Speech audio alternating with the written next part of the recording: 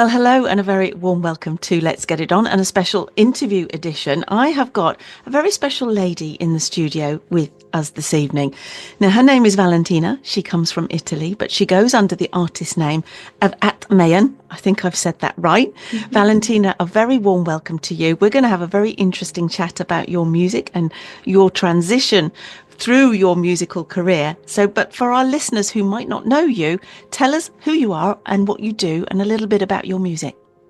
All right. So first of all, thanks a lot for having me. This is a very lovely opportunity. And so my name is Valentina. I'm from Italy. I'm a singer, a songwriter.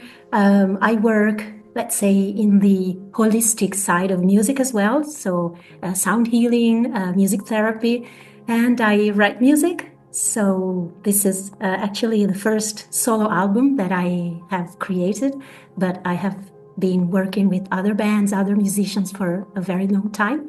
And so now here I am with this new adventure. And have you always been a kind of healer and been into sound healing and that side of it? Or is this a new transition for you?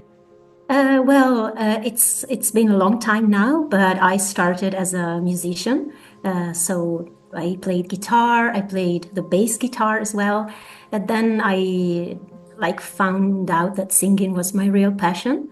And I spent quite a few years, let's say, just singing. But then, probably 15 years ago or so, I really wanted to go deeper into sound and the power of sound, to transform emotions. And from there, I started this journey, and so here I am now. I mean, it's a marvelous journey because all of us who love music, we all get touched by music, don't we? It's the first thing that changes our emotion, be it happy, be it sad. Music has that way of getting into your inner soul and changing on a vibrational level. Now, sound healing is something I've also done as well, and I find it quite fascinating. So who inspired you prior? If we put that to one side for a second, because we're going to listen to some wonderful music by you, but who were your early inspirations? Who did you kind of follow? Well, I would say the biggest inspiration when I was a kid is Lorena McKennitt. Right. And so she's a muse to me. I really look up to her on every level, musically, also on the business side, because she is one of the first women to, build her career by herself. She created her own record label. So she's really a big inspiration. And then many other artists and across different types of music, because I really come from a very different background, listening to different kinds of music. And so every little piece, contributes in building my sensitivity, I think. To where you are today. You've been like a sponge taking all of this medicine, shall we call it medicine, because music is medicine, Totally. from different sort of genres, different ways that people emote their music as well. Now, listening to your voice as well, it's a very beautiful ethereal voice that takes you on a journey, and that's exactly what it's meant to do, isn't it? It's meant for the listener to actually take whatever they want to take from it in a positive way. I had some experience of sound healing at various workshops, and people often say, well, what is sound healing? Well, it's a vibrational energy, and when it's in its purest form, it actually can change the body on a molecular level, can't it? Totally. Yeah. That's amazing, because this really happens and you see it happen, and people will tell you, even if those who at the beginning might be very skeptical about it, but then something happens and they cannot deny it. And this is amazing. And it's a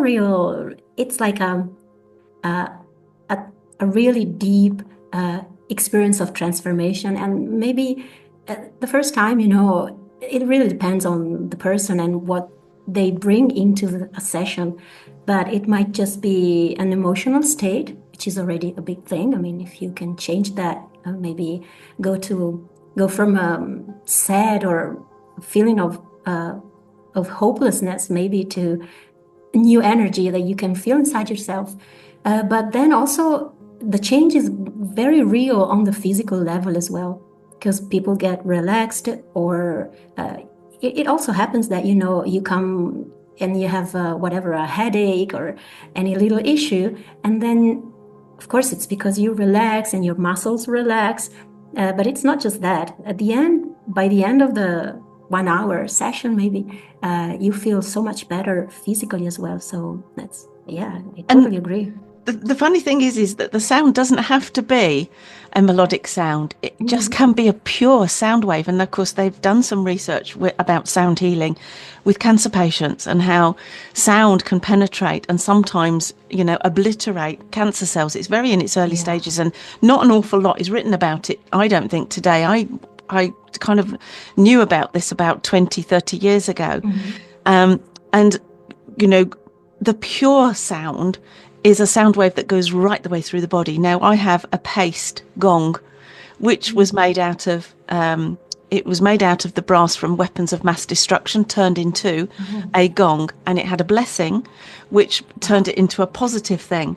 Now, that sound wave was pure. It didn't do this. It just was pure. But there were so many different intonations in that gong that went through the human body.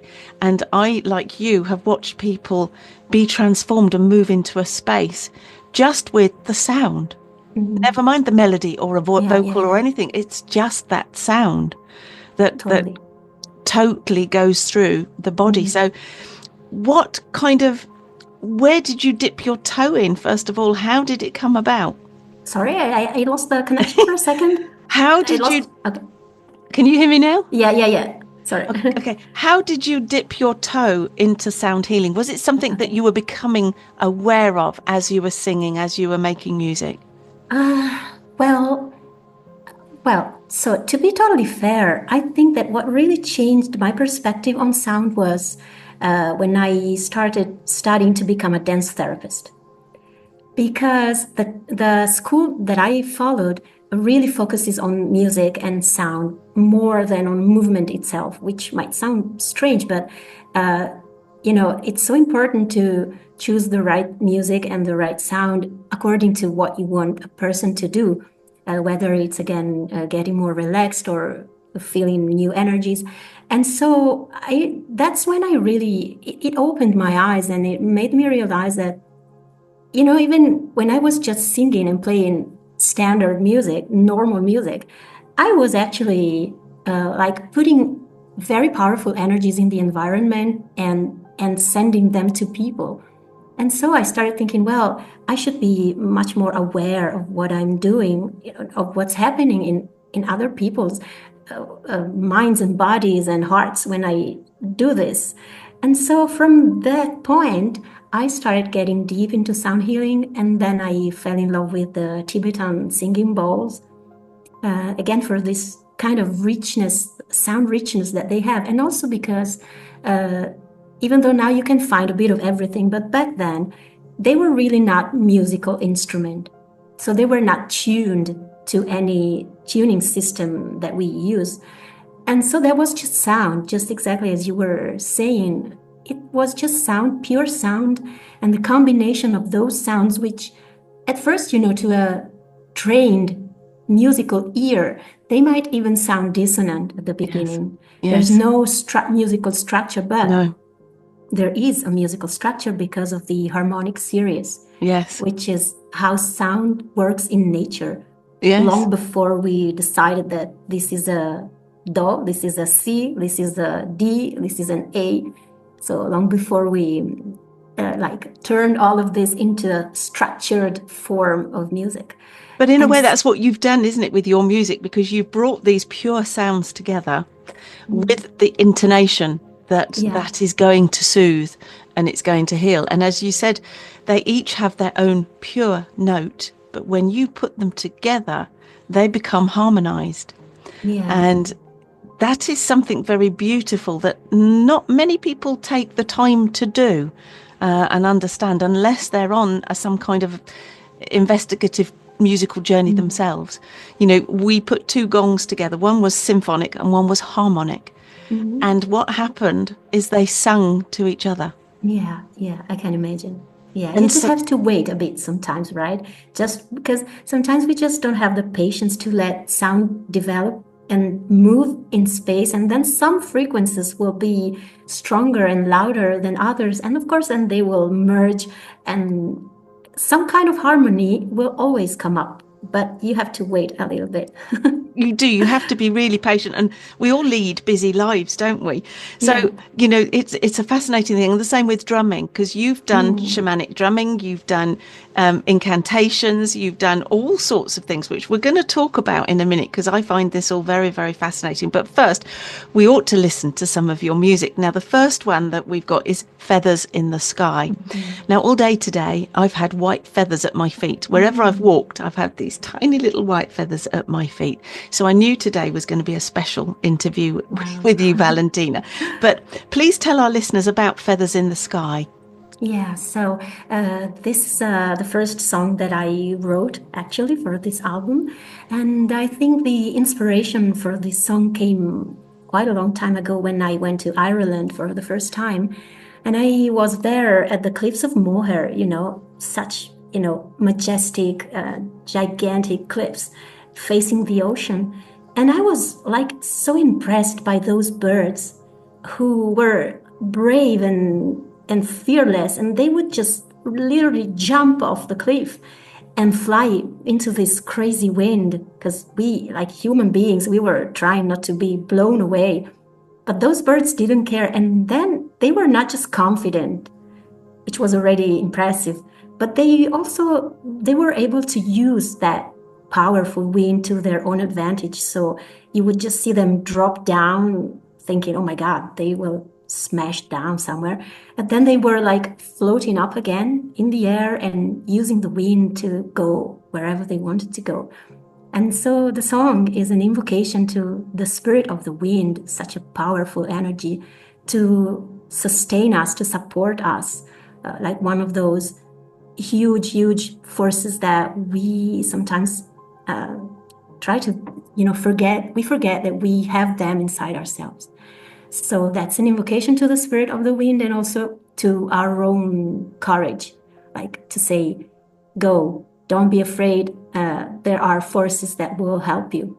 Yes, So and it's kind of a metaphor to grab life, even if life is throwing you in a wind and a maelstrom. Oh, yeah. Grab and harness that energy and turn it into what you want to use it for your purpose, as the birds were doing. Totally, yeah. So Absolutely.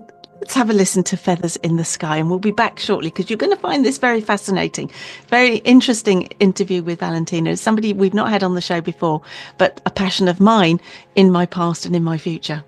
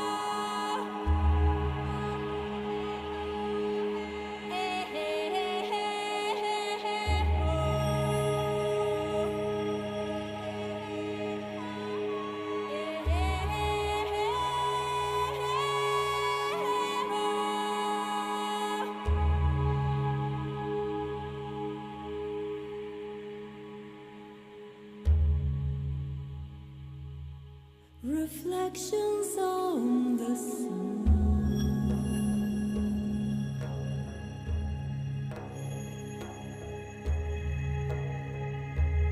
One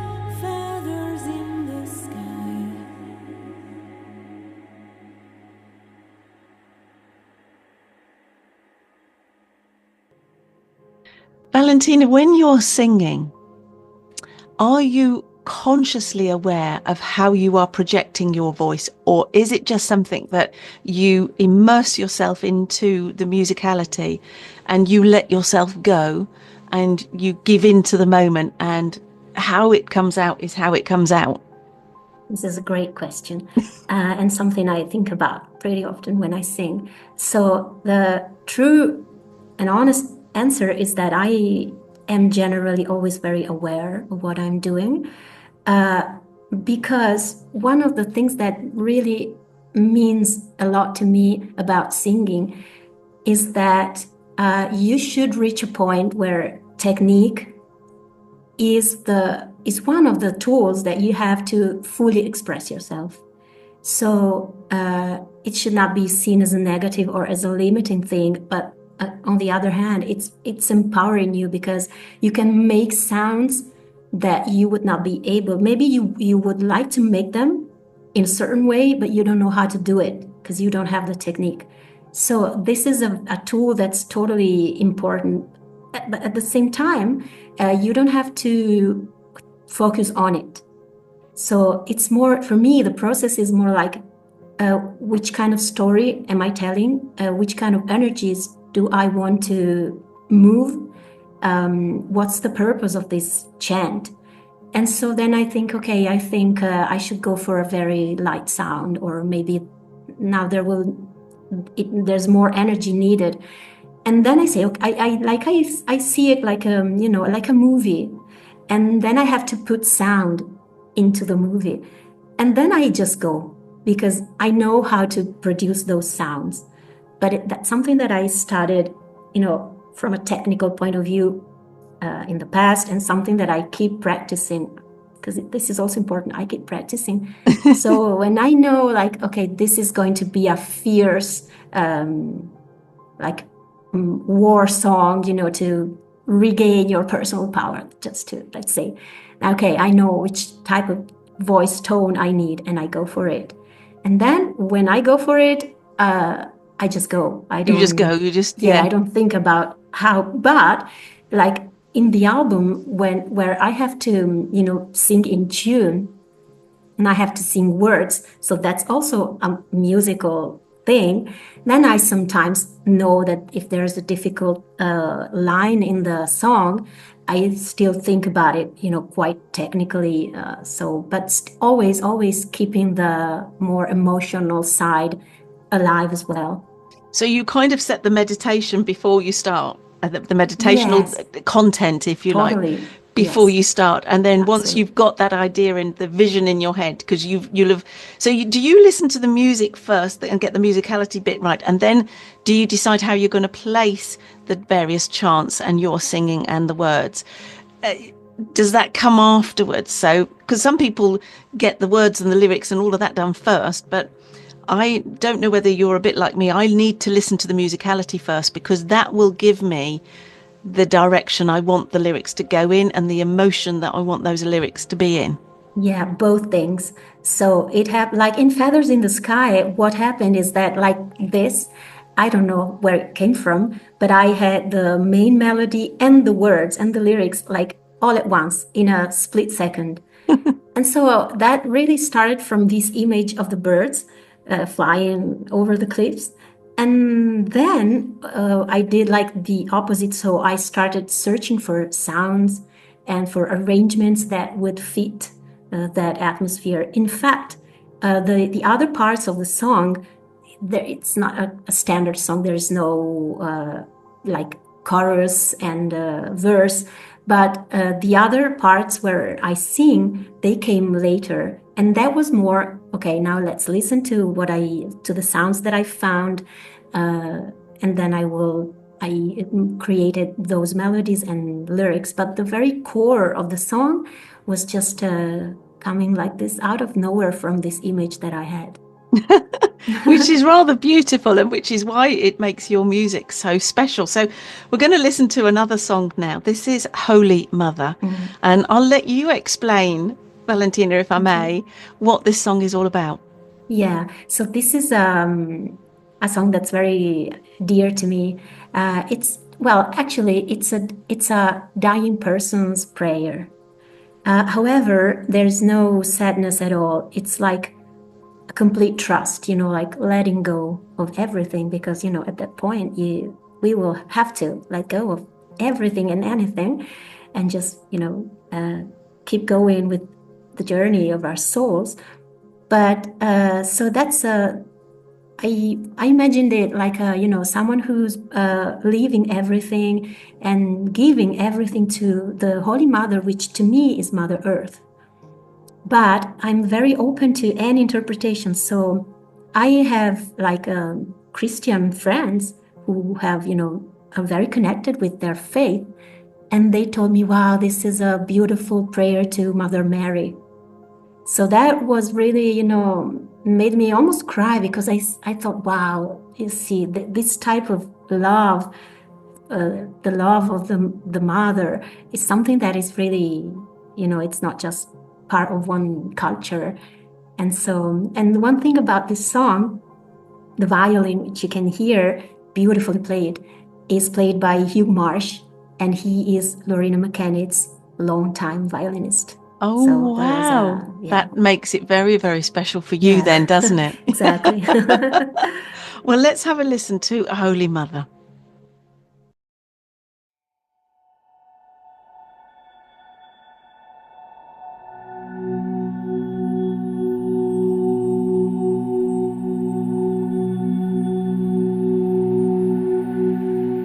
Holy Mother, look at me. I love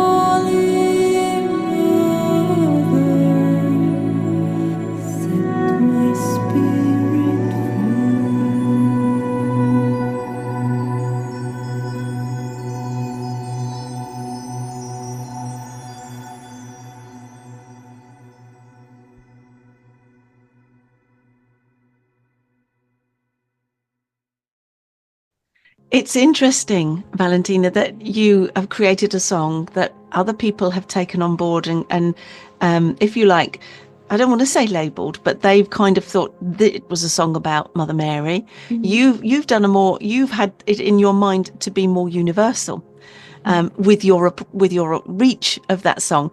But actually, that's what Mother Mary was in most faiths, and the Mother Earth, the motherland, all of those things encompass in that song. So whilst I think it's rather beautiful and rather unusual that a song can mean so much to so many people, and you're very humbled in the way that you say, you were very pleased that they had, and it meant something to them, because any musician, any artist wants to touch the heart of the listener and move them in a way that inspires.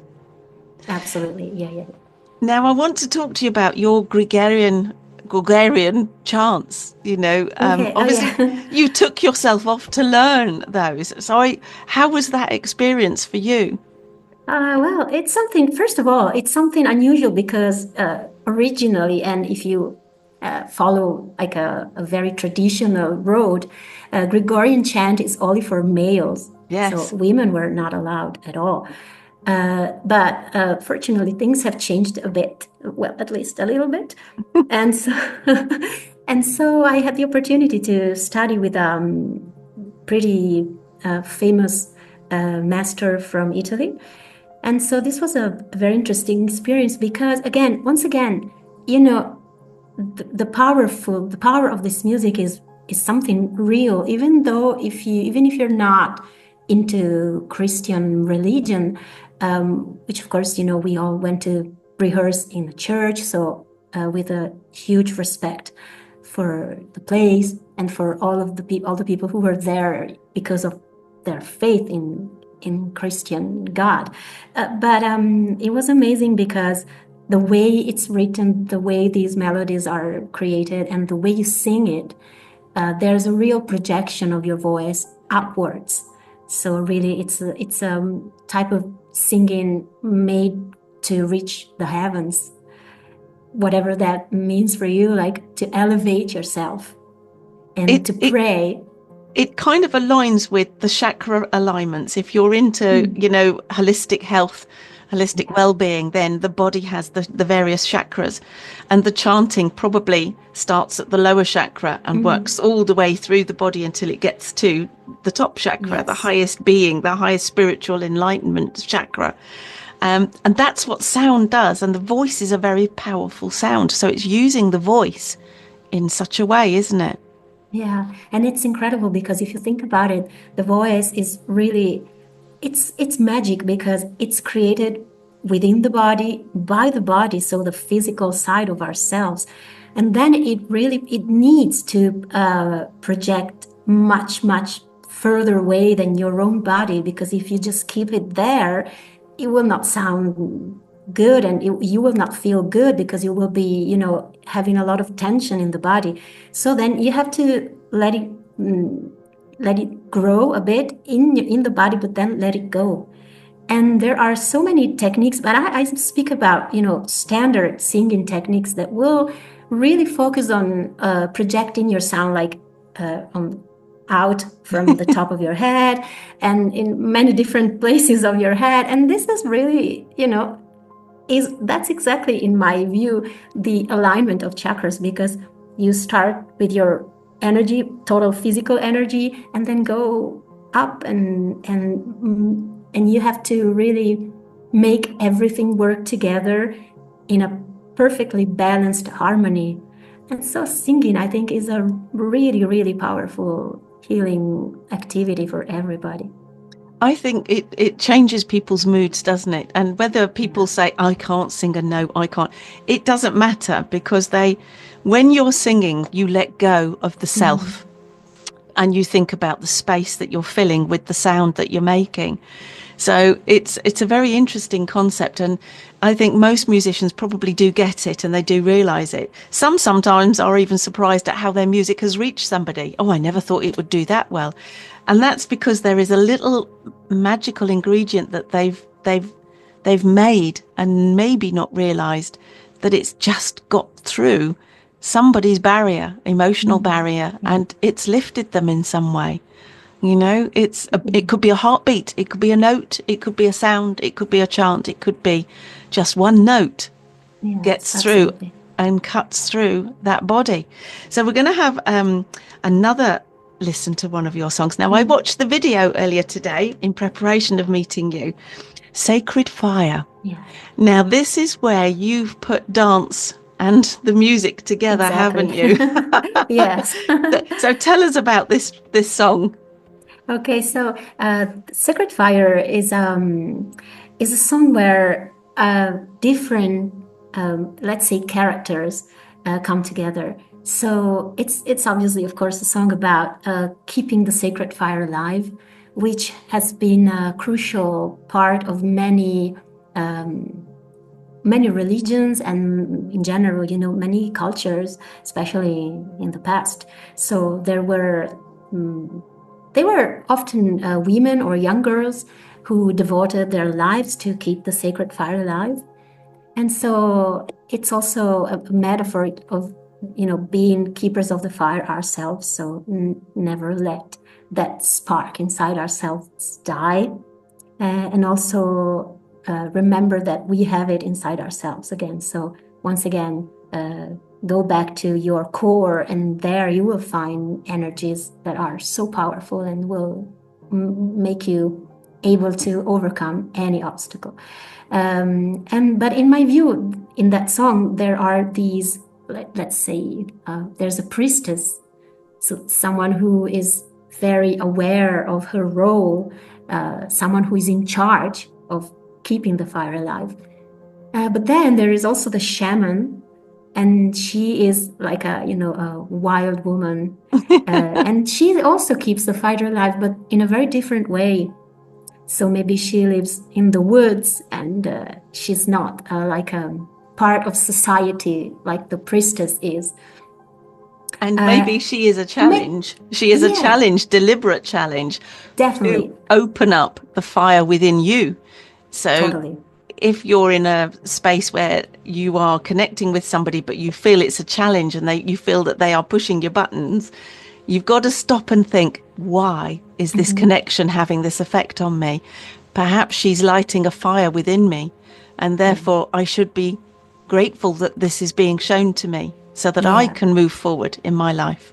Totally. I agree. And then there's also the woman, like the earthly woman, because both the shaman and the priestess are somehow, you know, they are human beings who have already made a very strong process of growth, and they know exactly what their purpose in life is, and they go for it no matter what. But then there's also the everyday woman. And I feel like all these characters are inside myself, so they are all different parts of myself. And so there's also this character in the song, and she is the one with the sweetest voice, this voice that comes up at some point in the song. And she's also there to remember that we can take all these energies, these archetypes, also, if you want to call them like this, and then put them together in everyday life. Yeah, you don't need to, live alone on a mountain. You can live your life here in the world with all its problems, but still keeping those energies together. And so I said, okay, now we have to show this somehow. And I called all those girls, those women you see in the video. I have, they are all dance therapists, friends of mine, colleagues of mine. And so each of them has a very strong energy. And each of those women, they are so, to me, I know them. And when I see them dance, I say, all right, she is whatever, the goddess from ancient Egypt. and so putting them together and dancing, we were filming, but it was such a great experience to have that. It was a therapy for all of us, I think. Well, I think in each of them, you're quite right. They each have got their different personalities, and each of them were actually immersing themselves into the music. Their movements were very not slow and deliberate, but they were very fluid Yeah. as they were moving through the music, and each of them was doing their own thing, which is okay, because they were completely losing themselves into it. So let's have a listen, and our listeners will be able to watch the video on the video edition of this interview because it's really fascinating. So this is Sacred Fire. Sacred fire, everlasting flame. Sacred fire, everlasting flame. My guide in darkness and shadows.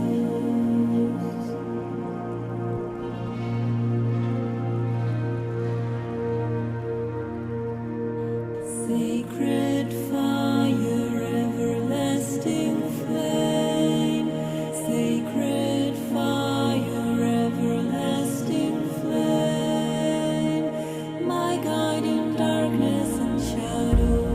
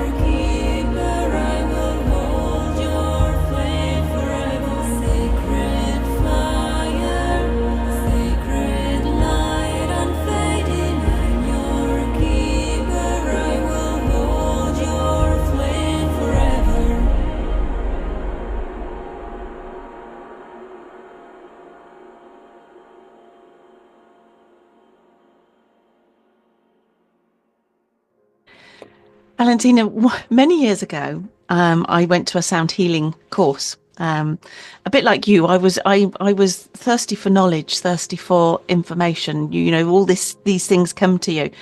But we did one session where we were blindfolded, and we were listening to pieces of music.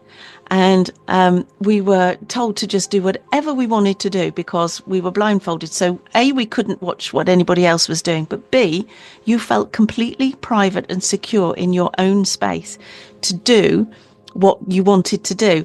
Now, your ladies weren't blindfolded, but they were doing exactly what Yes. they wanted to do. They were isolated, yet they were together. Yeah. But I think we, me and all of them, we are professional in that. Like, I could be in any place. Honestly, I could be in any place, and if music comes up and you say, "Okay, go," I would go. You would go. Totally. So I called them and I asked them if they wanted to be part of this video, because I knew that the moment the music starts, they will just be free and totally into the vibration, into the energy, but still being able to interact with each other, because that's also important, like do your thing, be in your own world, but still connected with the other people's worlds. Yeah. I mean, your music is very fluid, very, very. Is there any music that jars on you that you would say it has a negative effect on you? It's something that you can't really listen to. Like we all have sounds that we don't like chalk down a blackboard. That is. Are there any sounds that you, as a teacher, would say probably aren't good for our well-being to listen to? Oh, well, this is a very good question. I think, personally, I don't think so. But there are, if we make a sound with our own voice that's bad for the physiology of the larynx, then I would tell my students, no, no, no, no, no, well, pay attention. But just because I know, and the people understands, they feel that it's something that's not good for the body.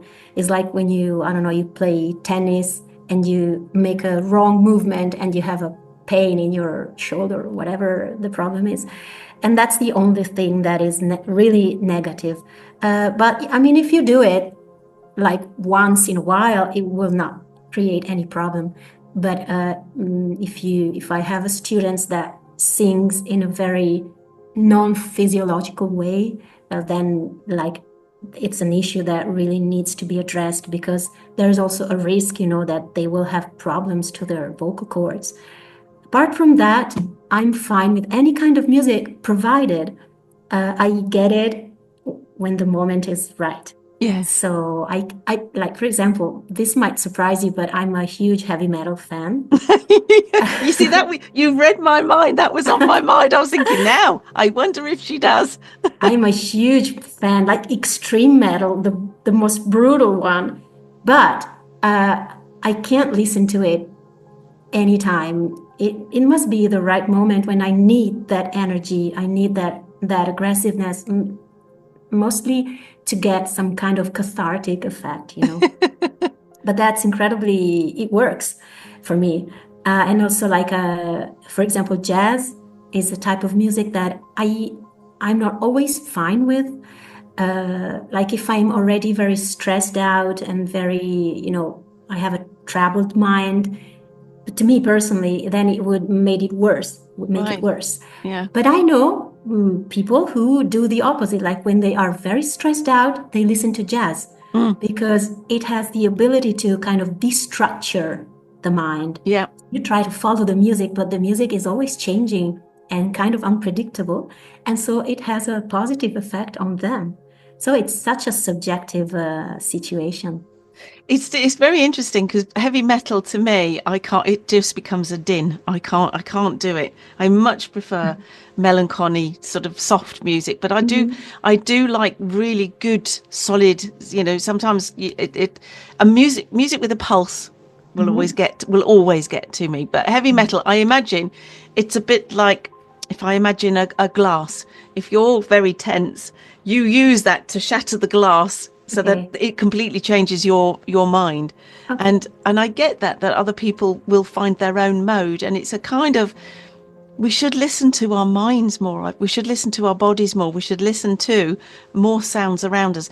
I don't think there is anybody who does not feel soothed by the sound of the sea, Yeah. or the sound of the birds, and or the lapping on the shore. We all feel that, or rain, so these sounds.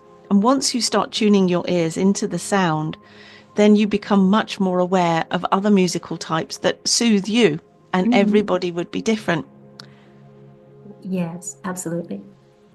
Sacred fire is kind of, we have within us, I believe, all of the elements: earth, wind, fire and water. And an elemental track such as fire is very important, because we need all of those elements to survive. We cannot survive without them. Mother Nature doesn't survive without them. So it's very fitting, really, that we talk about the next song, which is Gotcha Gotcha, because that's about a drop of rain. Tell us a little bit about this song. Yeah, exactly. So this song, this is a bit like Feathers in the Sky, where the core of the song, I was driving. I have many brilliant ideas when I'm driving, which is dangerous because I have to find, the closest place where I can stop the car, trying to remember the melody and record it on my phone. But I was driving in a beautiful place in Italy where there's a lake, and that's a really special place. And so that melody and the words really crossed my mind in a second. And it's a little bit like a child tune. So in the way, the words are put together, and the melody itself. And that was a very good starting point for the song, because I thought, well, this type of invocations need to be simple. They were simple in the past. So, and then, as it always happens with human things, we make them complicated for some reason. But so if I want to call the rain, if I want to speak to an element in nature, I don't think I need very complicated, difficult words. I don't need to be a poet. And if I am, well, that's fine. But I don't need to be one. So I can use very simple words, and I think they will work. I think I will connect with nature very well, and I will get a feedback. And so that's how it started. And then I kept, working with this idea in mind of keeping things very simple. And so that's actually, it's not just an invocation to the spirit of rain, which is in a way, but it's especially to the ability of rain, of water, to clean the wounds. Physical wounds, but emotional wounds, and really carry everything away. And also water as a keeper of memories, which is a theory that's, it's highly debated right now. So water that can keep memories. And at the end of the song, that's in Italian, I say something like, tell my story. I speak to the drops of rain. And so I say, tell my story, you keepers of memory. And so somehow the rain that we have on planet Earth, it's been there forever, since the beginning of planet Earth. And so it really has all the memories of, thousands of generations through millions of years. And that connects us all. And it's such a precious element. And so, yeah, it somehow keeps our memories as well. And maybe it can be both help me remember, but also help me forget. Just take it and do your thing with my memories. I don't need this anymore. It has two, a positive and a negative, doesn't it? It can wash away so many bad memories, that it can have a cleansing effect, but equally it can bring them back to you, because we all love the smell of rain. We all kind of know when we've ever been caught in a rainstorm, or how lovely it smells when it hits the warm tarmac or the warm grass. That smell is something that gives us peace, if you like, from possibly our childhood, you know. And we'll talk about childhood in a second, but let's have a listen to Gotcha Gotcha now.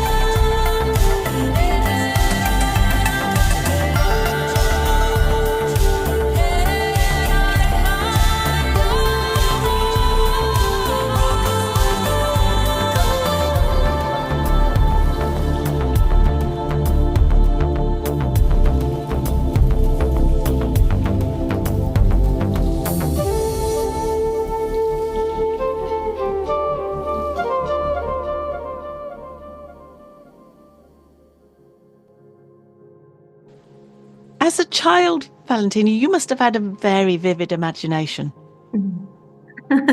Too much, according to my teachers and especially to my teachers. But yeah, what's wrong with that? I mean, Absolutely nothing, no, but it's kind of led you on this path where you are today, exploring and, investigating, but also, all of the things that you're bringing together are helping people. And at the end of the day, as human beings, need to do more helping each other, and when a mindset comes together and a mindset is of good intentions, there is not a lot of obstacles that we can't overcome. We just have to come together to do it, don't we? And totally. that's kind of what you're doing with your teachings and on your music that you're doing. Now, you talked earlier about being in Ireland. Is that where you got your Celtic songs, your Celtic kind of rhythms and folklore? Well, I believe in reincarnation. So, yeah, just, You were Irish. I was. I totally was. And I had so many, like, of course, this is something it's true just to me, but I had so many proofs that that's the case because I've been to Ireland many times and spent there months and months. And, like, the feeling of being at home. I was just going to say home. You took Home. the words. It's home. Yes. It's home to your soul. Totally, like more than where I live. And that type of music, before knowing anything about music, I remember that's why I also spoke about Lorena McKennitt before. Like, she was my very first encounter with Celtic music, even though, like, she's Canadian, but she's really, her whole personal and artistic path is just to rediscover Celtic culture and music. And so that was really like an enlightenment moment. When I first heard her music, I think, about 10 or 11. And that was like, wow, I was completely, impressed by it. But also it felt something that I knew, like something that I already knew. And it's difficult to explain, but and I've always been very close to that type of music ever since. It So, must and be then, something that happens to a lot of people. There you are. You're an Italian. You're a lady from Italy, from Milano, and yet Ireland has that home feel. How does that happen, I wonder? I had a similar experience in South Africa. oh, wow. I cried after I left the game reserve. I absolutely cried. I have no idea why I cried. All I know is that the drumming that you get from the South African bands, people, tribes, you name it, somehow that resonated so much with me that I could not. It felt like, and I understand that feeling of home. Yeah, here I am, born and bred in England, and you think, oh, this is fascinating. If only we could reach into those archaic records and find out truly where our origins from. So is that an ancestral thing, that we don't know about, maybe? Absolutely. But in my case, there might be something that's more, that could be it could be possible to find out, because part of my family comes from a place in Italy where Saint Columbanus went. And so there was actually a very strong Irish presence back then. And there he actually founded a monastery, which is still, it's still working nowadays with monks. And it's a very big one. And a whole community was created around this monastery. And there was St. Columbanus, but he came to Italy with many Irish people. So, there were like families who followed him because he wanted to turn these lands into Christian lands, which is kind of, funny to think about.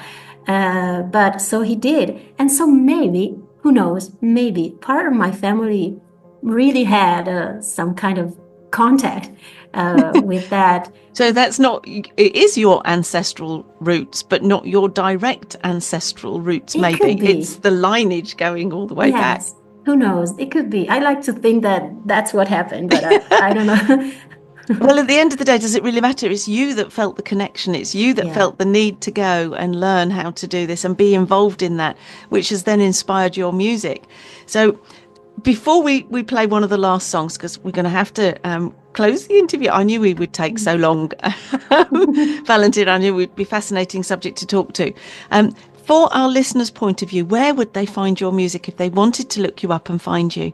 Okay, so I have a Spotify channel, which is under the name of the project. And then I also have an Instagram profile. Again, it's Atmaen_music. And a website, which is spiritualvoice.net. And from there, from the website, you can get to the music part, but there's also a section of the website with different types of information about my workshops and what I do.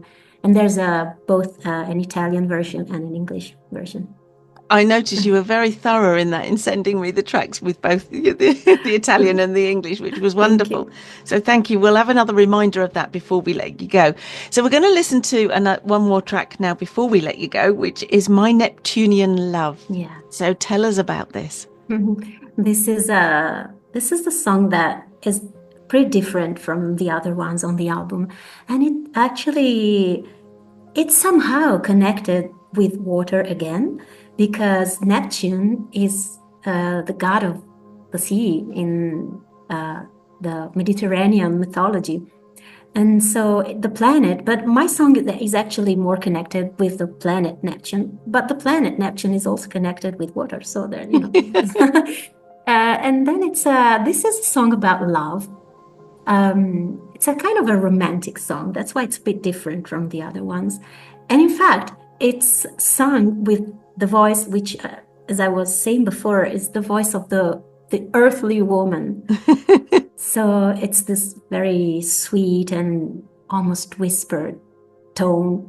And it's a song about that type of love where you feel a soul connection, even if the person is so far away geographically, and maybe, even there might be such a distance in any possible way, but there's a connection. And music, to me, writing the song, music was the element that connects these two souls. So it's basically like saying you're far away, but through music, we're always connected. Singing it, yeah, we're still connected. And so that's a little bit different from the other songs, which are like way more invocations or prayers. So this is more like also to remind that once again, sometimes you don't need to be physically close to someone to feel connected. No, because that's a whole interesting concept, that is of the kinetic connection between people, which is like you get that sense, don't you? And I don't know about you, but how often do all of us think about somebody and then we either receive an email from them, or a phone call from them, or a message from them, and you think, was that somehow the distant connection that we've all got with each other? And we just don't use it. We've lost the power. We've lost the way to think about it, to manifest things that we want in our lives, because it's possible. It is possible. So let's have a listen to My Neptunian Love, and then we'll come back before we say goodbye to Valentina.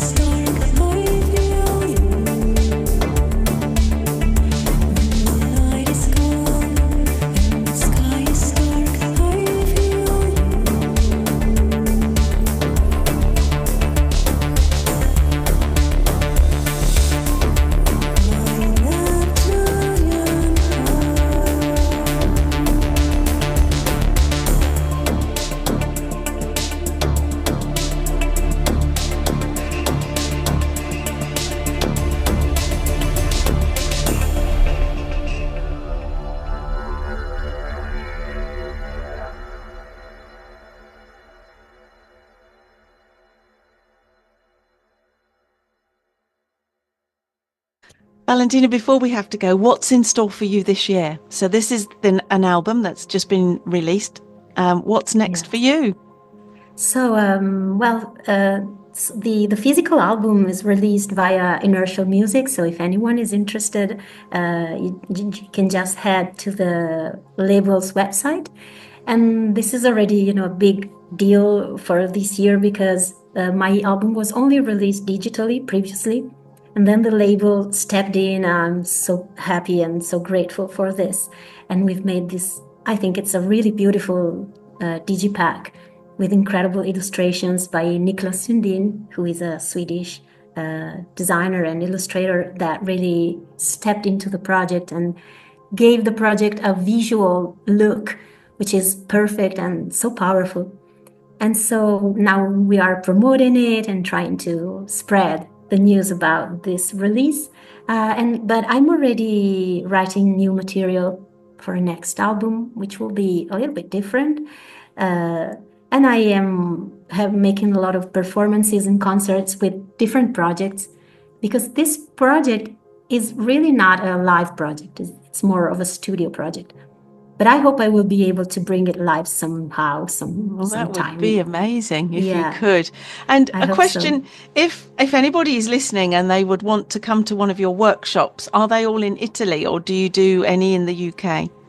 Well, I've only worked in Italy so far, but this year I will probably do something in the Netherlands, and I'm open to invitations. So, Right. Well, if anybody's listening and you would like Valentina to come over to the UK to do one of her workshops because you want to explore the beauty of sound and the healing vibrations that sound can give you, and this isn't just talking about songs, it's about the real connection that you'll get with sounds and different sounds, then let her know. Where can they get the digipack? Is that from your website or is it from the no, labels? it's from the label's website. The address is inertial-music.com.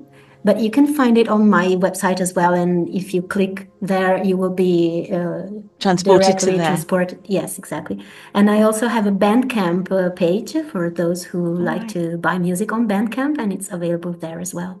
Okay. Well, I wish you lots of success with this. Thank you. Valentina. I'm so happy and delighted that we've got the opportunity to talk because, back in 2002 was when I was experimenting with musical sound. I've still got my gong and various other little sound bowls up in my studio, but I guess it happens. I've put them away as something I was doing and I haven't revisited them. But that gong just has something really special about it. You can either play it very lightly or you can really give it a powerful thump. But I haven't found where to play that yet or what to do with it. So maybe that'll come in the future.